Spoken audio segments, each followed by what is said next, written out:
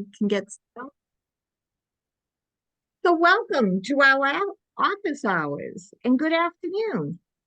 And on behalf of our principal investigator, Dr. Linda Goggin, and myself, welcome to the National Family Support Technical Assistance Center's Office Hours Running Series. And today's topic is the second part of last March's topic.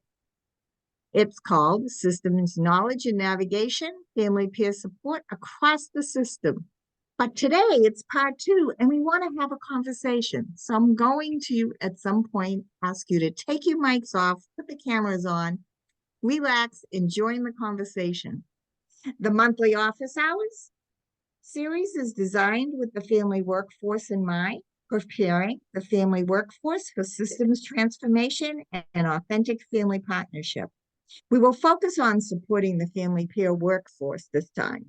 Each month, a subject matter expert, usually a family peer specialist, will introduce one of the 5 core competencies for family peer specialists. Before we start our interactive conversation today, I would like to go over a few housekeeping items. Today's conversation is being recorded. The recording and any additional resources will be uploaded to our NASDAQ website under the events. If you have any technical difficulties, please type your comment and someone will be able to assist you. We also can type your questions for the presenters in the chat box. We'll be watching the chat box the entire presentation. Our goal for office hours is to encourage a conversation between our guest presenters and all those in attendance. We encourage you to ask questions that will assist you in your daily work. This is your time and your office hours. We will unmute participants after the presentation portion is complete. But during the participation, if you have a question, throw it in the chat. If you can use the raise your hand button, that would be helpful. NASDAQ hopes you will leave this event invigorated and with new ideas to help you do your work. At the end of this presentation, we will ask you to complete a short feedback survey using the link provided. This survey will help us continuously improve our events, and it also fulfills our SAMHSA funding obligation to provide them with important data required by our contract. Please note, all information will be confidential and will respect your privacy. We do not offer CEU credits for our events, but you will receive a certificate of attendance after you complete the survey. I would like to thank SAMHSA for allowing us to share this information with you, and thank you for all joining us. Next page, please. Before we go on, I just wanted to mention a few things of what NASDAQ does, in case you ever have any questions. Our National Family Support Training Center, Assistance Center, we are the Family Center of Excellence, and we offer several different events and products. You could go back for 1 second. We give out information, always on families, family members, the family peer workforce, and anybody in the family support industry. Like today, in many of our events, we do trainings, and we do them in the virtual world, like we're doing right now. We also offer resources. We have a great large bucket of resources and products that we have developed over the course of this grant. So please, on our website, look under resources and pull up anything. They're yours to use. Of course, we offer workforce development, and that ties in with our technical assistance. Technical assistance means you can go to our website, press our little button up on the top that requests technical assistance, and you can ask us any question, and someone will get back to you. And we'll set up a meeting if you want. We will work with you ongoing. So please, it could be a workforce question, something about the community, a policy, a board question. We're here to help you, serve you. So if you need any training or technical assistance, we're your people. Fill out a form and we'll get to you. And of course, NASDAQ uses family-driven language. We're always trauma responsive, we're strength-based, We avoid blaming caregivers. That's one of my favorites to make sure we all know that. We want to be inclusive. We use person first language. We always are respectful, non-judgmental, and consistent with our actions. Next page. And I'm going to turn this over to Dana Aspey, our project manager for this series. Dana will also be introducing our guest speakers today. Dana? Thank you so much, Gail. And thanks everyone for being here for this special edition office hours. So our larger office hours series is usually a 90-minute session, but today we just have you for 1 hour. So we won't be doing our breakout rooms like we normally do, but we still will be meeting our first goal to support you to build skills within the 5 core competencies to support families throughout the lifespan and increase acceptance. We also hope that the presentation and conversation today inspires family peers and other members of the workforce here to challenge family serving systems by advocating for family-driven language, care, and policies and systems. We also want to leave you with some resources, tools, and opportunities for peer learning so that you can feel more confident in bringing those 5 core competencies into your work. So we had a wonderful presentation in December about wellness and resiliency that you can find on our YouTube page. You can also find our January session on affecting change, as well as the February resources and natural support session, and then last month's systems knowledge and navigation session. As Gail mentioned, today's session will be recorded and up on our YouTube page in about a week, and come back next month for another special edition. It will be 90 minutes, but it's not going to be on one of the competencies. It'll be about family peer drift. And then we'll come back to our last competency, professional responsibility, in May and June to close out the series. So for today's office hour about transition age youth and adult family members navigating systems, we hope that at the end of the session, you will have learned how family peers can partner with systems staffs during those years to increase acceptance. We also hope that you'll leave the session today understanding how family peers work. Navigating systems can lead to social justice. We hope that you'll gain some tools and strategies to support those families, specifically of transition aged and adult children, and kind of see the difference in navigating systems with these transition age and young adults versus child and adult serving systems. We always love to start to get to know a little bit about you and what you are doing. So we're going to ask if you would please either use the link that one of my colleagues is going to put in the chat there, or see if you can join on screen. We're going to see, do you live in a state that has a transition plan to support youth? You know what? This might be the wrong one. Dana, I'm not getting it. Yeah, I think we have the wrong one. Hold on 1 second. Love our technology.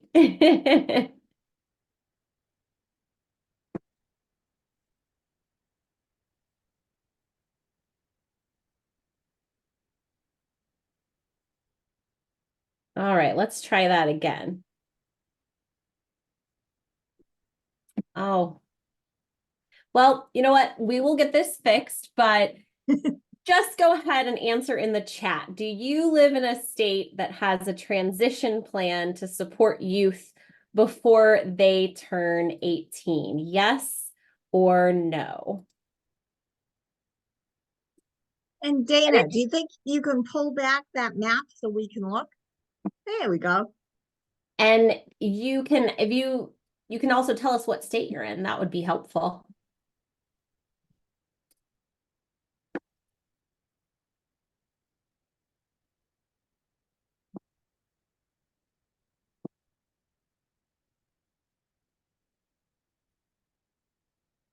Lots of people do, yes.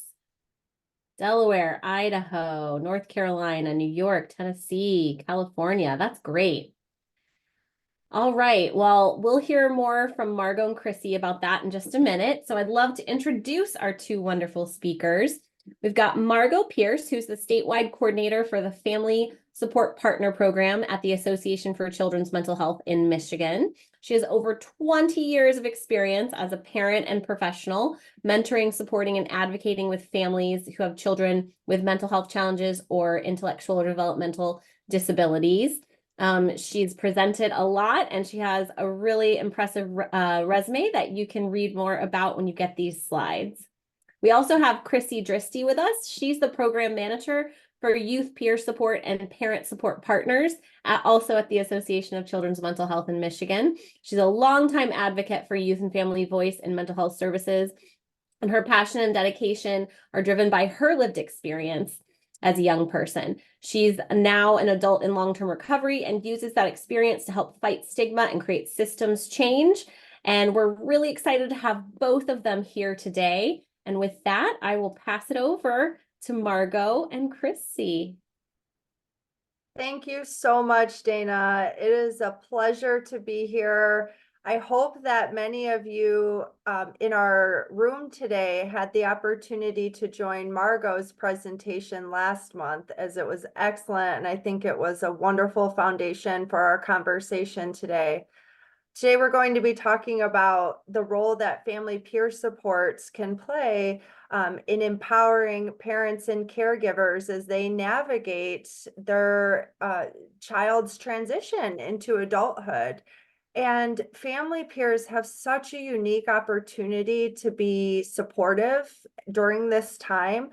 The skills that we talk about with family peer support in our state and that are universal tenets of peer support are so applicable to this time of transition. When we think about creating hope and empowering parent voice and letting parents know that they're not alone, those are such vital components of support that can be beneficial for parents during this time. And so we wanted to talk with you all about how turning 18 doesn't mean that the youth challenges will necessarily look different overnight. I'm sure we're preaching to the choir and sharing that. I know that was absolutely true for myself in my own journey with my family. And by the time I turned 18, and I was talking about this with one of our youth peers the other day, I will say that around that time, I remember looking back and thinking, like, how did everything become easier? There was just so much behavioral and emotional challenges that I was dealing with as a child and into my adolescence, that suddenly it was like, wow, there's this sense of calm in our home, and these really contentious situations weren't occurring as frequently. And it was so gradual that it was almost imperceptible, but it was very much tangible too, looking back. And I share that, but I also equally very true for me was that in many ways that time period was just the beginning. Having navigated some of those challenges in my childhood together with my family, I think allowed us to have really strong relationships and an awareness of how we all functioned and what our needs were. And into my 20s, and to be truthful, even into my 30s, my challenges, they didn't look the same as when I was a child, but they had changed into different experiences where I still very much enjoyed and needed support from my parents. So I'm thankful to have had that experience in my own journey. And I also think it's so important to point out that everyone's journey will look different. And that is why family peer support is so important, because we all have our own story. Our experiences will look different, but the deeper parts of what we feel, there's often so much commonality there. So even if a family peer, if you're in this room and you haven't yet navigated this time with your own child and you're working with parents who are currently experiencing this, your lived experience is still of so much incredible value because you may already know how it feels to be overwhelmed or frustrated or exhausted and needing a break. And so you can always connect through those feelings and provide a safe place for parents to express that. You can be a sounding board to families as they're navigating these pieces. So Margo and I today will talk about how you can support parents and caregivers to think about some of the logistical steps that may need to be in place for this transition to be successful, like services and supports. Is it housing? Is it employment that the youth may want to make plans towards? But it also is emotional support. When we think about our service array, and certainly in our state, I always talk with our family peers around, but what makes your role unique? What can you do with this family that maybe they've never experienced elsewhere? Or, when they're looking at their treatment team for their child, you're going to be their first person that they go to because they can express the good, the bad, and the ugly. Unfortunately, we all know this, the stigma that parents and caregivers, families, but I would say, with our experiences with these models, the stigma that parents and caregivers can still face just feels like there's so much need for systems change that can still occur in that arena. So being someone who can be the face of that hope and be that safe space to talk through, like, I just want them gone, or, I have a lot of grief around how I wish that things would look different for them, or I'm afraid like I'm going to be giving up a huge piece of leadership within my child's life and in their services. And what's that going to look like? And will they be successful? Whatever the situation is, or if it's extreme happiness and excitement and celebration, family peers can really join around those experiences and normalize them and bring hope into that time. So I did want to share about a story that one of our family peer supervisors, in fact, shared with me in TA. That's the acronym we use for technical assistance when we meet with our providers. And we were talking through how family peer supports can be helpful during this time of transition. And she was sharing a little bit about her lived experience supporting a loved one that she was a caregiver for. And she had gone to meet with that, it was her brother's therapist. And she shared that the therapist, she had come in with a lot of ideas and suggestions for how the treatment was going to go. And she was accustomed to having that voice. And the therapist looked at her loved one and she was like, do you want her to still be here? And the loved one was like, actually, no.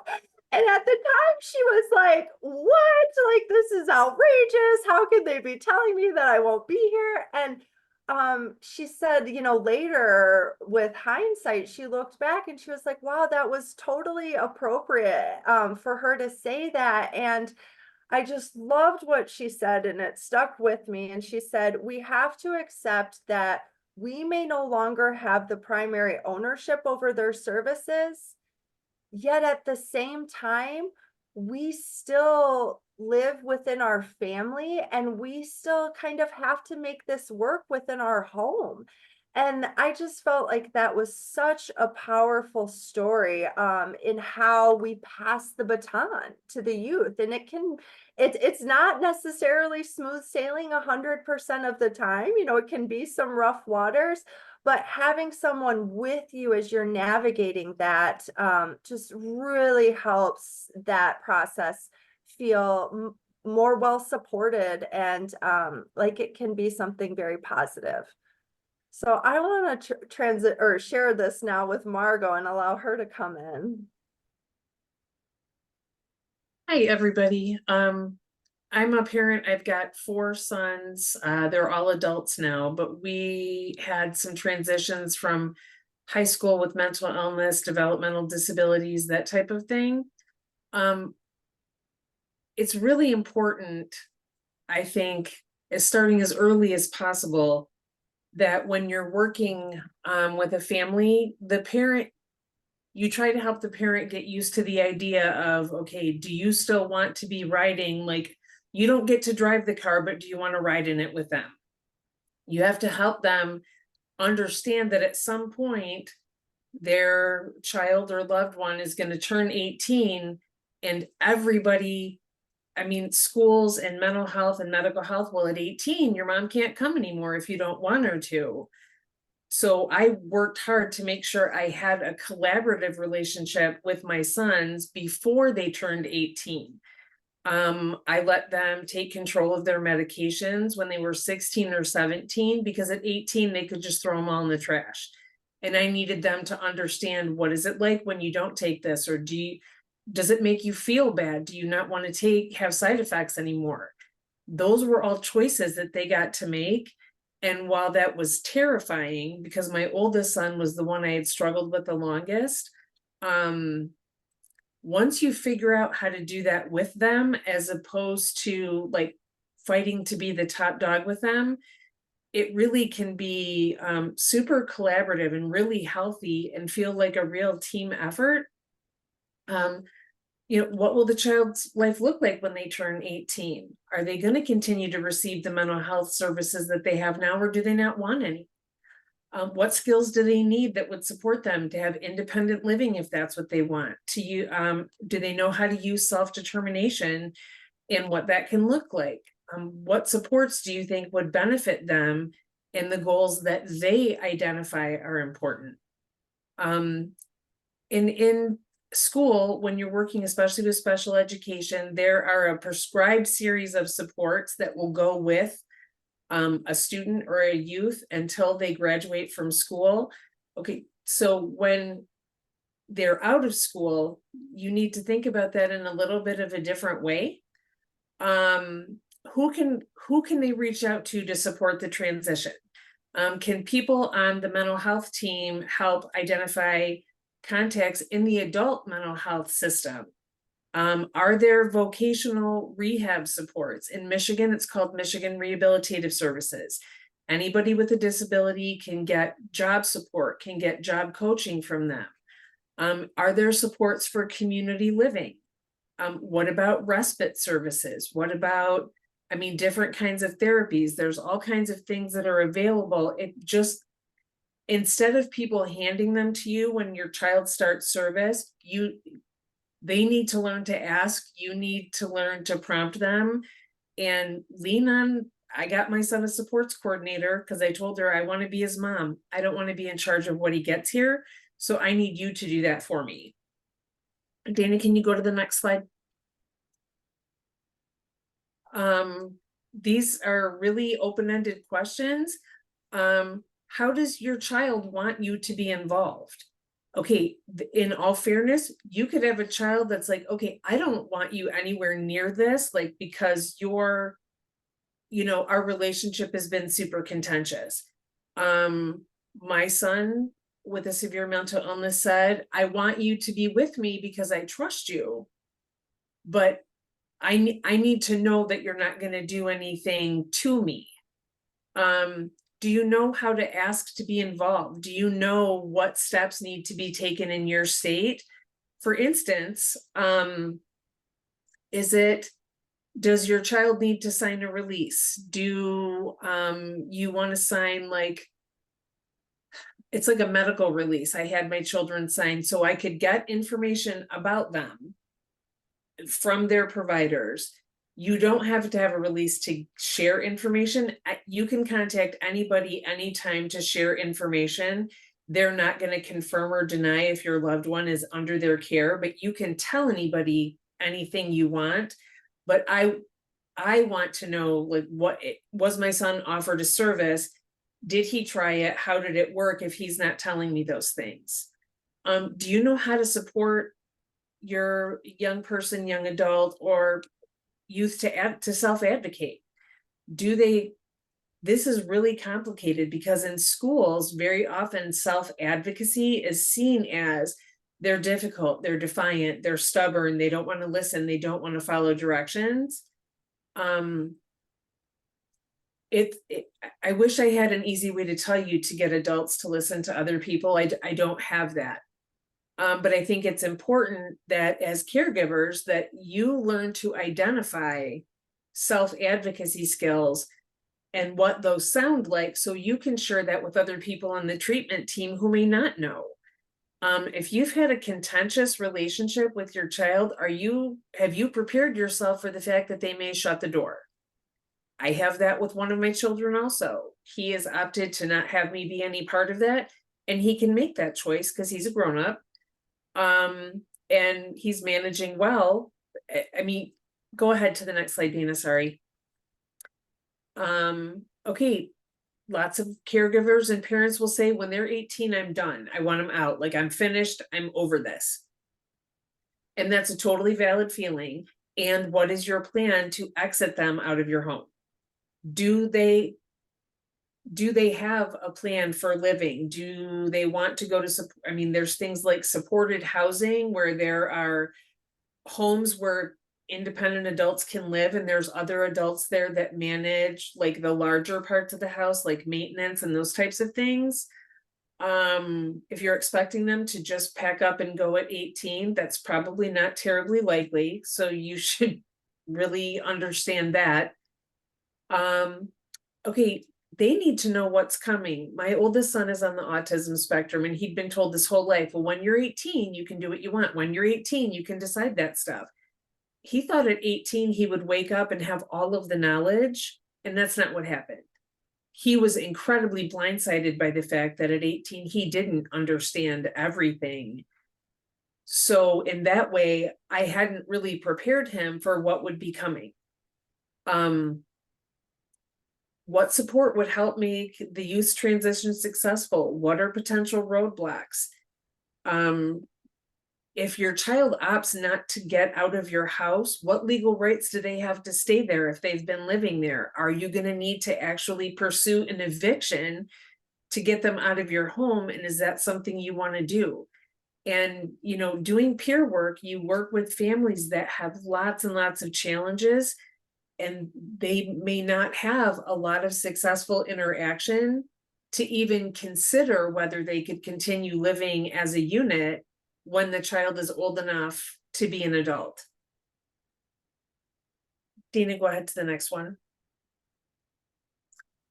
As Krissy spoke to this, the emotions that come, there's grief, like, oh my gosh, all of a sudden, I'm not responsible for this person. The frustration of either the choices that your child is making or choices that they're not making.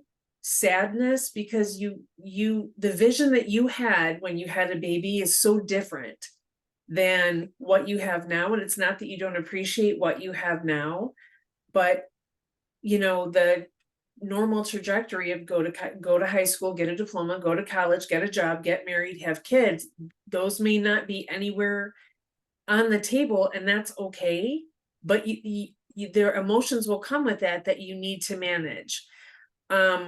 I made sure to manage those away from my children because I didn't want them to ever feel like they had let me down. It's easy to feel overwhelmed because if you don't know how to navigate in the adult system, it's harder to figure out. It's because in school and education, it's so prescribed for you, but as an adult, you kind of have to help them navigate that. One of the best questions I ever ask my son still to this day is, well, who do you think could help you with that? Well, I want to be able to make this recipe. Who do you think could help you with that? Who do you think could help you? Because it doesn't always have to be me. And I don't always want it to be me. He's 25. We got him some community living supports. His CLS worker is the person that takes him grocery shopping, helps him budget. They plan recipes together. They cook together. She's taught him how to store food. Okay, I'll be very frank. My son has one speed and it is not fast. It's very slow. It's very deliberate. And I do not think that way. So it is very hard for me to remain calm when he's doing those things. So we found somebody else that can do it. You can connect with families that you serve through your own lived experience and the feelings of grief, frustration, sadness, overwhelm, and sometimes even anger that your child doesn't want you to participate. And that is an okay choice. And if they make a choice and it's absolutely a disaster, you go back and start over. It doesn't have to be like the end all be all of everything. Everybody makes mistakes throughout their lives. Somebody struggling with a mental illness or a developmental disability is no different. They need to be able to practice problem solving too, so they can learn how to do it going forward. I think family peers really promote radical acceptance. Whether you like it or not, your child will become an adult. Unless the worst happens, that's not going to stop. So you don't have a choice but to accept it. And as a parent, and everybody here knows this, there's feelings of blame and guilt and you feel stigma. But you also get this amazing opportunity to support your young person to be the person that they want to be, how they want their life to look, what kind of clothes they want to wear. And don't ever forget, there's enough empathy to go around for everybody. Empathy for the child, empathy for the parent, empathy for everybody, because it's all a lot of radical change. Dana, the next one, please.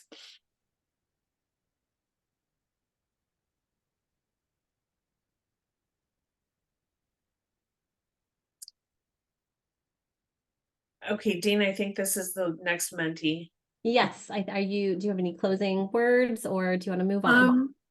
No, I just really encourage everybody to be really open about, this really is a great opportunity to help a family move into the next stage of life with their child or the person they care for, to see them develop as an adult and figure out how you're still part of the circle, but you don't have to be the whole circle anymore.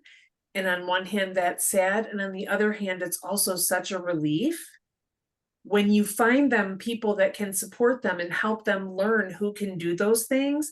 Then they add more people to their natural supports, and it doesn't have to be all a parent. Thank you so much, Margo and Krissy. Such wonderful, wonderful words of wisdom. We are going to open up to questions and answers in just a second. But before that, we've got our tech issues figured out, I think.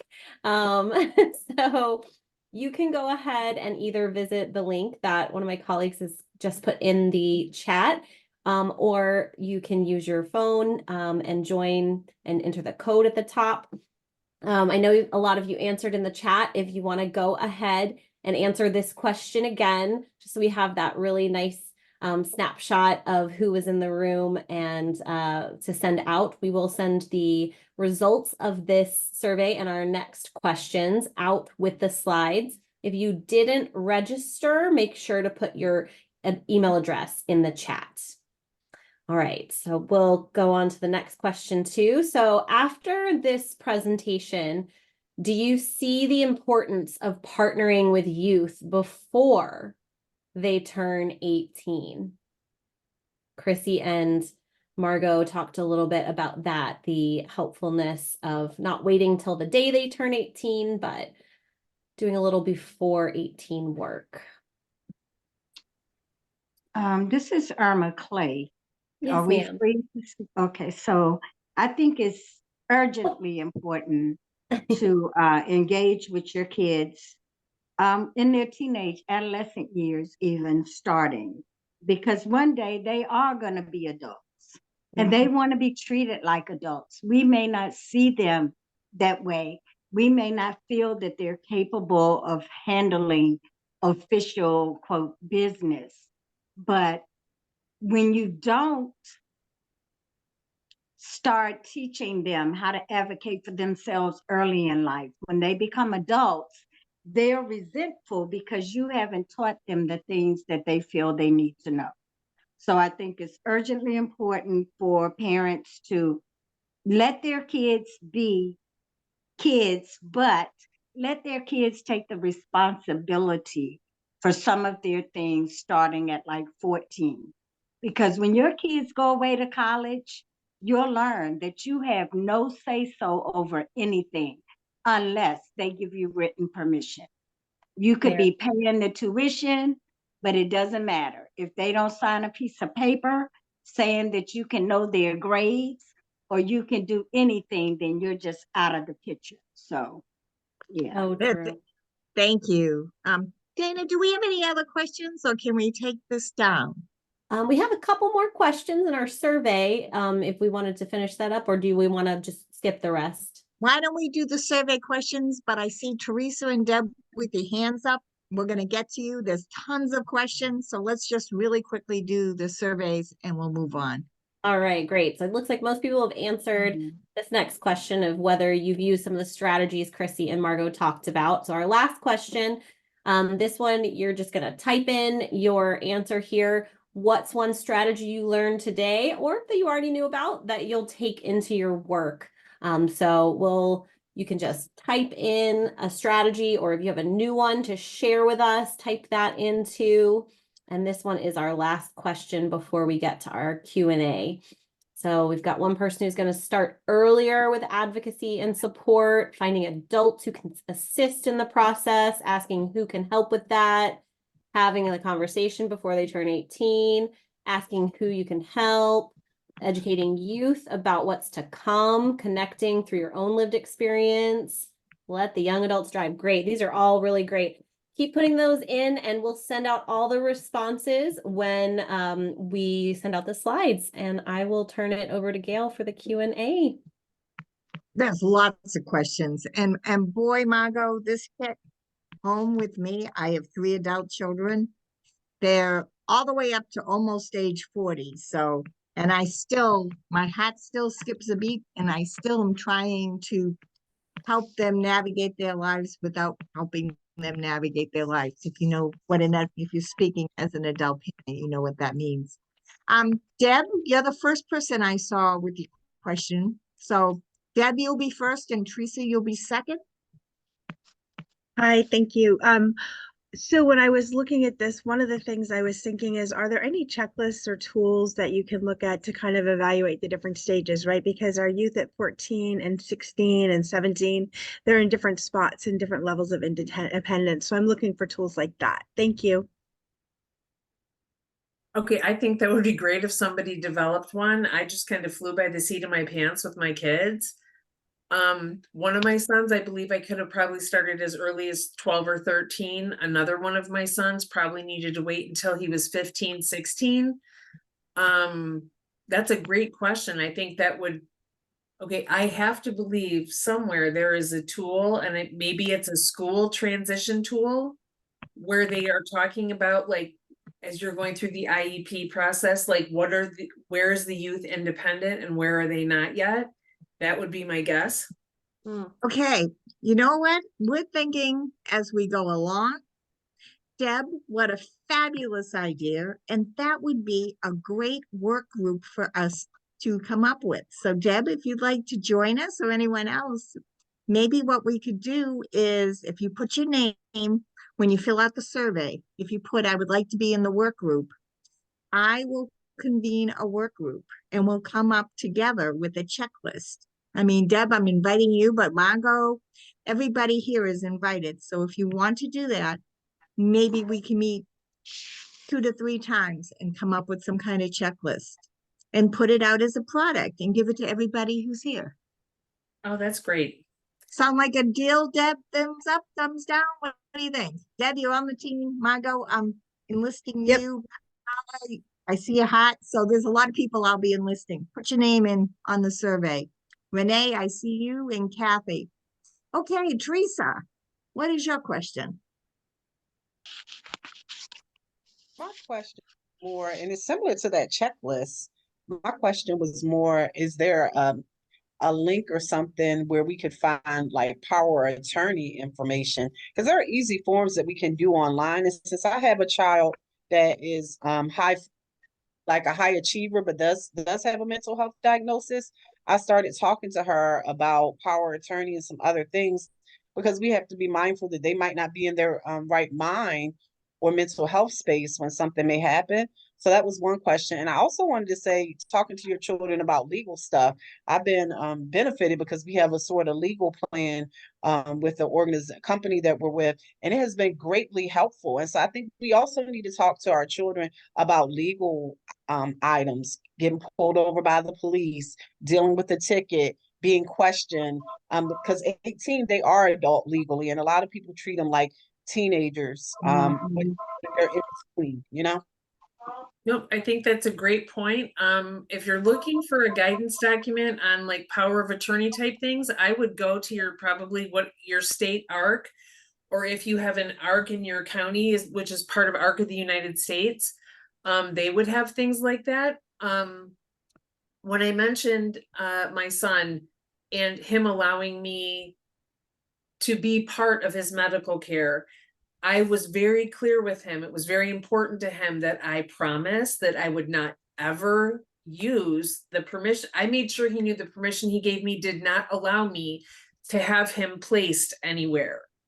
One of his diagnoses is paranoia, which is its own kind of thing, but he had been hospitalized, and when he went to check himself out, they put him on a 72-hour hold.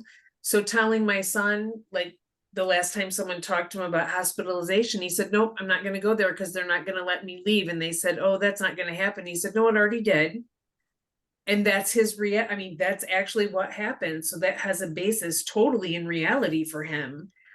And I think it's very easy. I'm going to say, when you believe you're a typical adult and you know a lot of things, to tell people what they do or don't know. And if you've got someone struggling with a mental health diagnosis, they're may not be in a position where they don't want to hear you tell them what they don't know, because that may not be able to get through to them. And Gail, there was one question that I saw fly by in the chat. Someone had posted, my son has Asperger's and wants to drive. Regardless of the disability or diagnosis that your child has, I adopted a very long time ago the idea that if they wanted to spend the night at their aunt's house, they could call her and ask her, and she was free to tell them no, because I didn't need to be the bad guy. If my son wants to drive, he can go ahead and sign up for the test and he can take it. And if he passes, well, then he's met that part. And if he wants to do the road test, my oldest son has Asperger's. He's been driving since he was 20. None of them got driver's licenses before they were 18 because the cost for insurance was just ridiculous. But I still have one son. I'm not sure that he has, I want to say, not necessarily the awareness. I don't know that he has the ability to synthesize information quickly to drive. And he has opted to not pursue that, which his dad and I have helped navigate with him as far as getting to work and getting to other places. So regardless of your child's diagnosis, let them try whatever they want to try.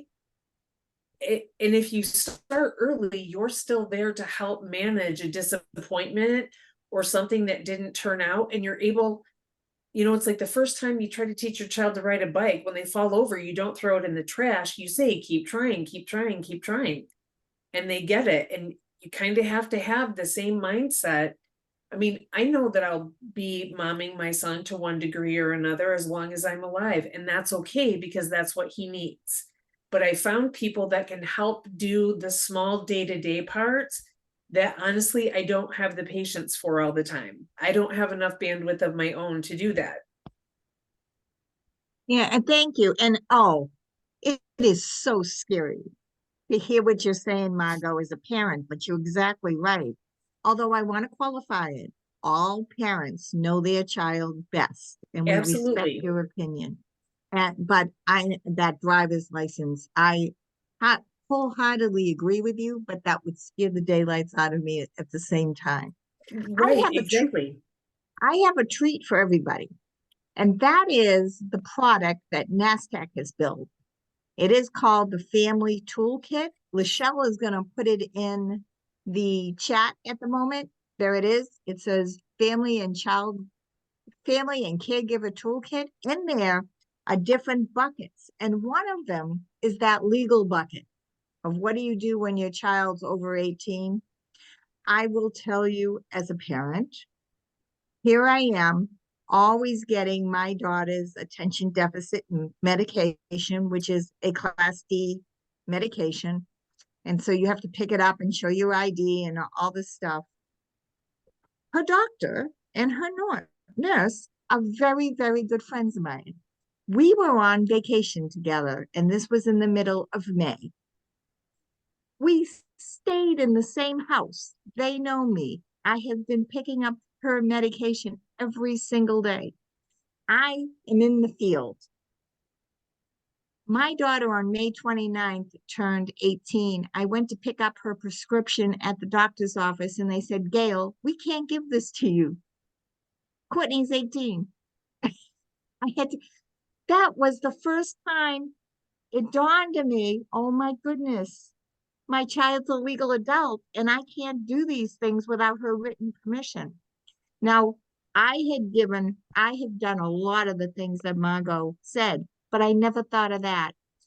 So I'm with you. I understand the differences and the feeling of I'm turning over that steering wheel that Krissy talked about. Do we have any? There's lots and lots of resources here. They're coming up like crazy. We will definitely get all the resources that are mentioned either in the chat or in our conversation today. And when we send the follow-up letter, we will definitely send that to you. Do we have any other questions? Yeah, I did want to share first, thank everyone for the questions and the participation from the group. I've heard so many good things, and the resource that you shared, the Family and Caregiver Toolkit, that looks excellent.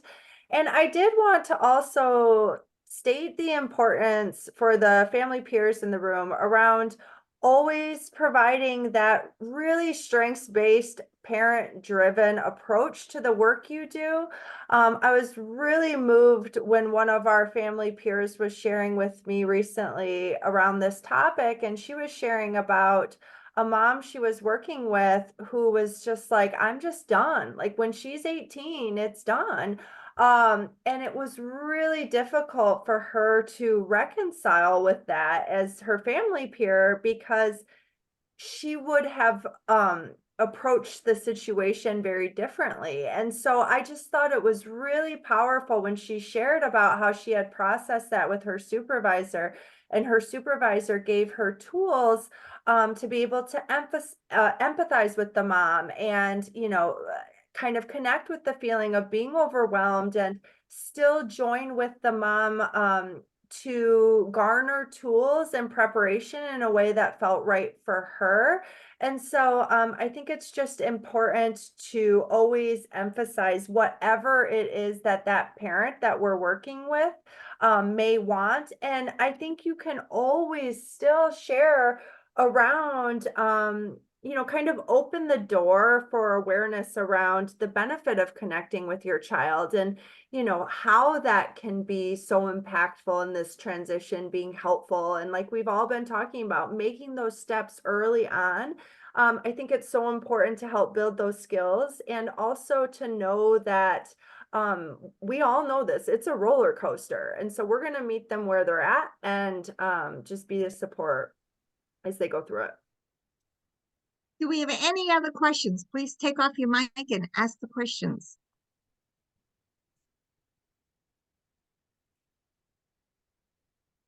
We had some questions that we weren't able to answer at March's office hours that I would like to follow up now and ask those questions if everybody's okay. And one of the questions was, I would like to know how culture can be integrated to ease the transition. And if Margo and Krissy, feel free to answer the question, but if anyone else here, we're all a team, would like to answer that question, you're welcome to do so. Again, I'll say it again. I would like to know how culture can be integrated to ease the transition. Okay, so I have a couple different thoughts. Okay, I like the question. Of course, I have some clarifying details that would make it easier for me. But okay, I think when you're trying to navigate that transition, you can support the family and the culture that they have and want to promote while still understanding that the youth or young adult may be opting to go in a different direction. That's I think would be a hard fence to straddle. And I guess the example I'll use is like in the case of like an LGBTQ youth, if the family is very anti-LGBTQ and the youth is saying, nope, this is who I am, that's going to be a hard fence to straddle. But I mean, you have to accept and respect the fact that the young adult can go the direction that they choose to go. Mhm. Yeah. I also think that it's okay if you have a support person, a family peer support person, a case manager, or whoever's supporting you. If you feel their culture does not put you at ease and fits or aligns with yours, and it's an impactful way, you can ask for a different person to support you. Mm-hmm. Yeah, absolutely. And when I think of this question, I think just the importance of culture in every aspect of mental health services, and certainly with family peer support. And you have an ability to get to know that family in such a unique way and to help that parent express whatever their wants and desires and their vision is. They will likely feel the most comfortable with you. So you can create that space and empower them that if any aspect of the supports that they're receiving aren't meeting their needs, it's okay to say that and give them tools to be able to express that with confidence and know that there's no shame in any of it. Absolutely true. There's so many questions here. We have time for at least one or two more. Now this is a very serious question. How to handle being told by a parent that their son might be dangerous to others when he's over 18?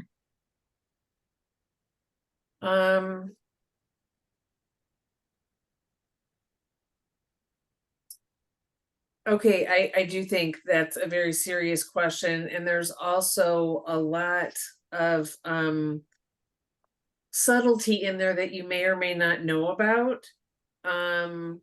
You could encourage the family to, I mean, if they really are concerned that that could be an outcome, have they contacted like the local police authorities to talk with them to see like is there something I can do about this? A family can also self-report to, it depends on the age, Child Protective Services to say we have concerns that he's going to be unsafe. That is a really very nuanced area, and I don't know that legislatively there's any clear answers about how that can or should be handled. Because in this, everybody's allowed to make decisions, even if other people don't like them, and I'm not like discounting the seriousness of that, but if it were me and my child, I would want to reach out to some sort of higher level authority to say, these are my concerns. And I did that when my dad had dementia. I reached out to our local police department and said, okay, he's saying some things that disturb me. What can I do? What should I do? And I got some good guidance from them.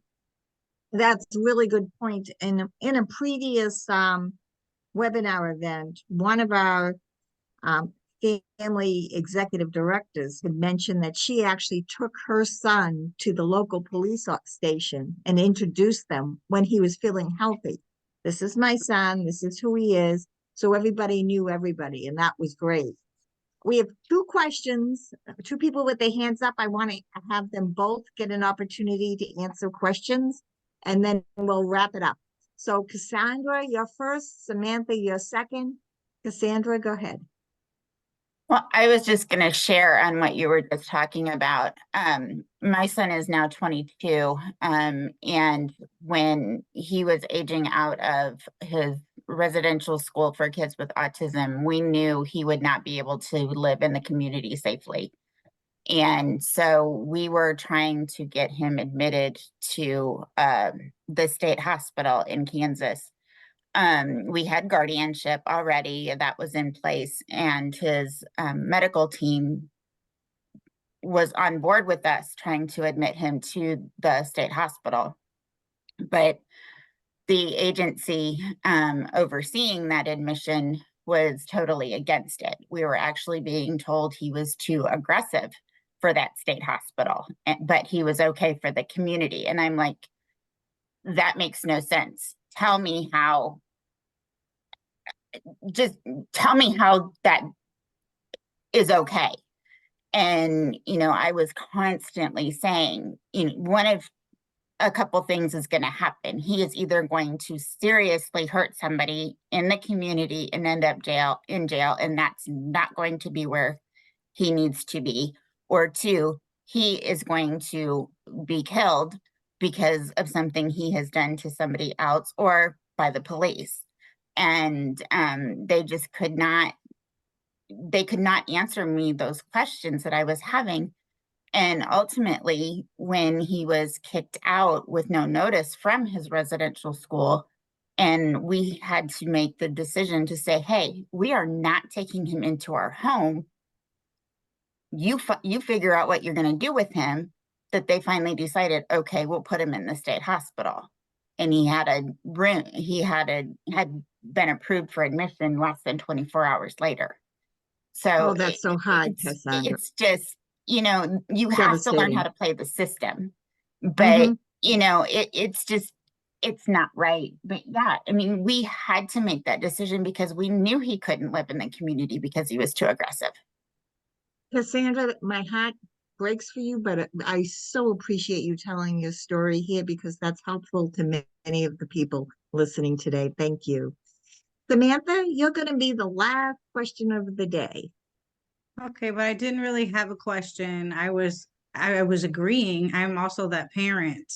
I have a 13-year-old who had to have a residential stay, and he not one, but he had multiples, and now he stayed for 1.5 years, and he actually has to live in a group home at this point at 13 because he's very dangerous. He has hurt others, and he says, I will hurt others, even though he's, so the best thing I can say as a parent too is you just have to use your voice and advocate for, your safety, their safety, because mine was unable to live in the community as well.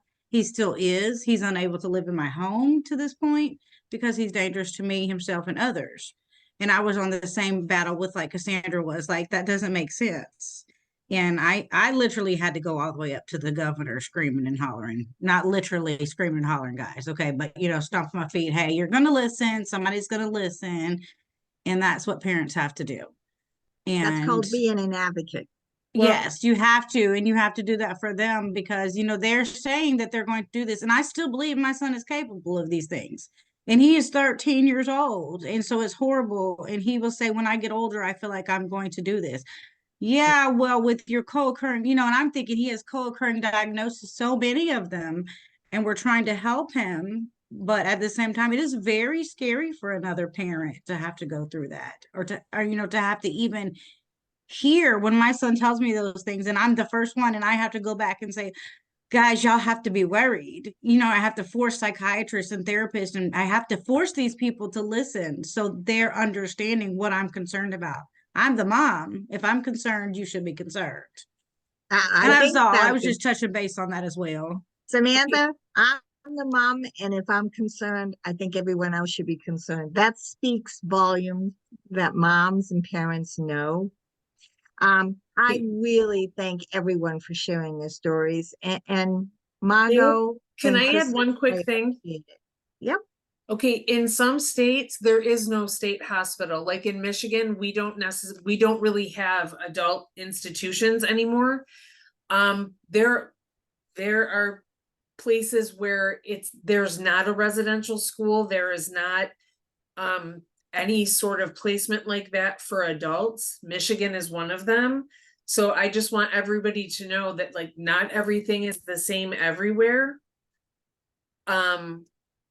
But I really do appreciate Cassandra and Samantha sharing that, because that's really hard. Oh my Thank gosh, you yeah. very much. Thank you all. Thank you, Krissy. Thank you, Margo. And I'm so sorry that we went over our time, and I apologize, but this was just such an important conversation. And I actually think we could talk for hours on this. So please, in a couple of weeks, we're back with our regular schedule. Actually, not a couple of weeks. On April 9th, you will hear me. I'm going to talk about peer drift and family peers autonomy, which is part of our office hours series. And we have a lot of events this month, so please look at our calendar. Upcoming too is the SAMHSA sponsored webinar series. It's about being person-centered, family-driven, and it's towards equity. As you're leaving today, you will be directed to a survey. Oh, we ask you, please, that's how we get our funding. Please fill out the survey, and it'll come, if you leave here on your own, it'll pop up and it'll come up and you can fill it out just then.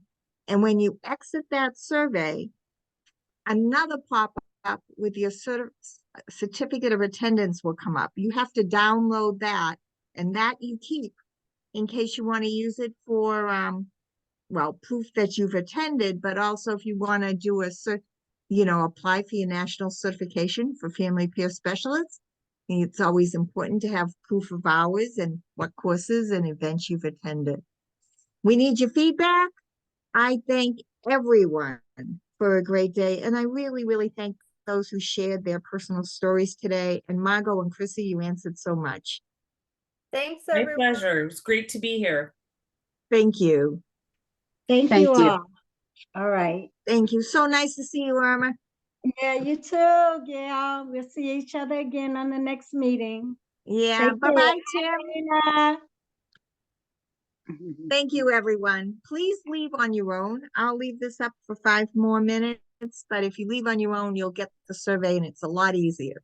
Other than Okay. that, we will be sending you a follow-up letter with all those resources, and the survey link will be attached to that follow-up letter as well.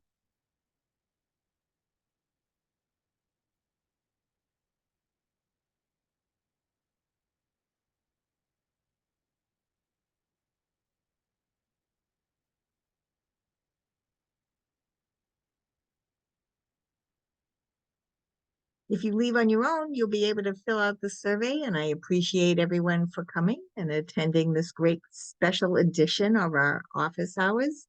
What a great conversation.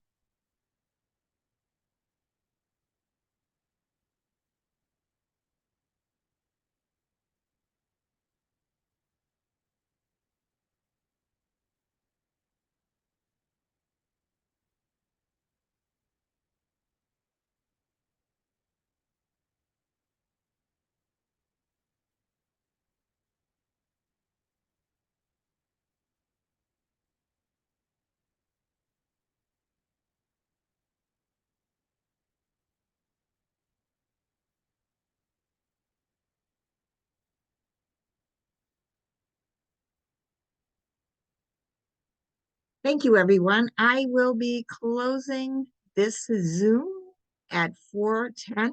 So if you could leave on your own, that would be great. And you can fill out the survey when it pops up.